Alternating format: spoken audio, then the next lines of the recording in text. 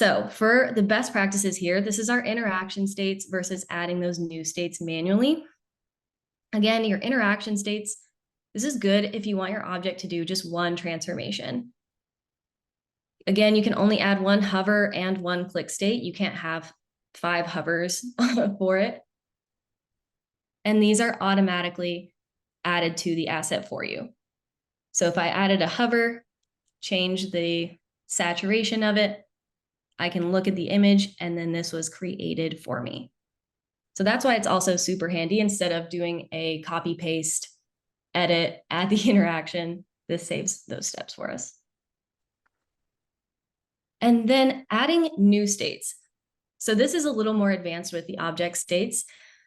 We're going to go into some practice opportunities for this if y'all want to dabble with it, but this is really great if you want your object to have multiple transformations.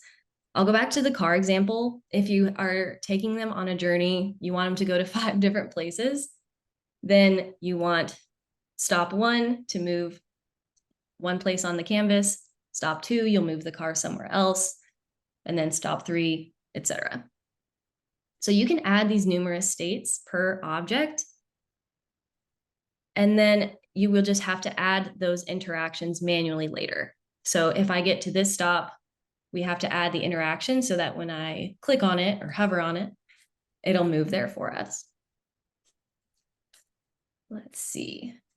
Do the additional states happen in an order or all at once? That's a really good question, Angela. So you can do it to where they trigger based on where you interact with it, because you have to have an interaction to trigger each of them. So it's not going to be all 20 at once. You can do each individual one at a time.